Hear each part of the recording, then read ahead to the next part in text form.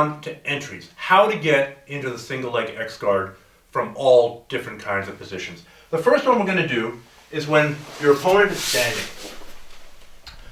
This is a very fluid situation. He can run, he can move.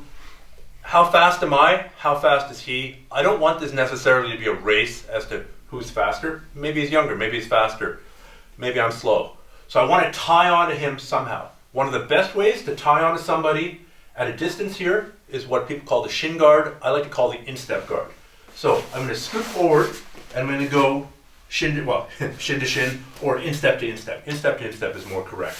I'm going to control the back of his knee. I can either control it with my hand or I can control it with my elbow.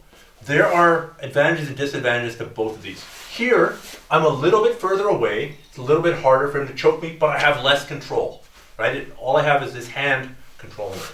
If I move closer here, now I've got more control over the leg, but if he's a collar choke genius, he'll figure stuff out to do, and there are ways to choke me from here. If he's a guillotine guy, he might go for the guillotine. So if I was fighting a guy who I knew was really good at chokes, for sure, I would just go with the hand, and I would be more careful than coming in close here. Ultimately, it's your choice. Do you want to go deep? Do you want to go shallow?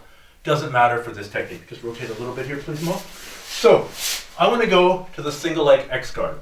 What I'm going to do is I'm going to do like a butterfly guard sweep. I'm going to fall onto my shoulder here, and my goal is to break the contact between this foot and the ground. I want to remove his foot from the ground. I'm going to do that with my instep. As I fall here, I lift this foot off. Now I'm going to pull his knee into place while blocking this knee here. And I come up into the single leg X guard. So, go back please.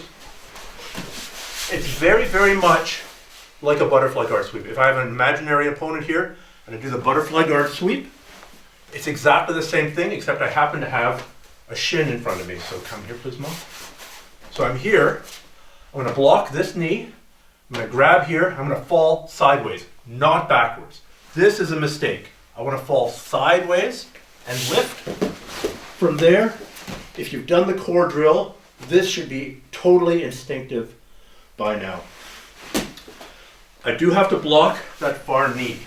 This is a mistake a lot of people make. They try and do this drill here, just like this, and then this becomes very difficult to swing up.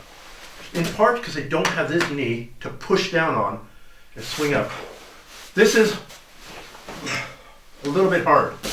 This is easy. As soon as I can hit that knee and get some momentum going, it makes the entry so much easier. So, one last time.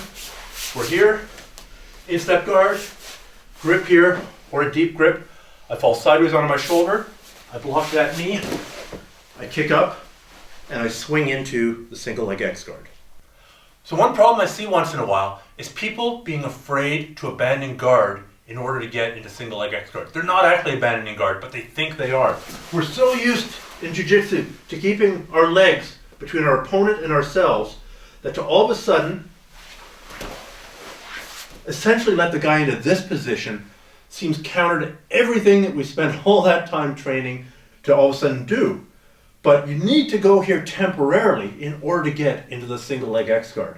So you might almost think of it as this. I don't actually suggest you drill this, but think of it as this. You start out in your shin guard and you fall sideways and you pull the opponent into mount.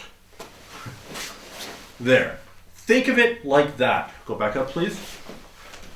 So you're pulling him into mount. There are two things that prevent him from going into mount. Number one, this hand. Number two, this leg.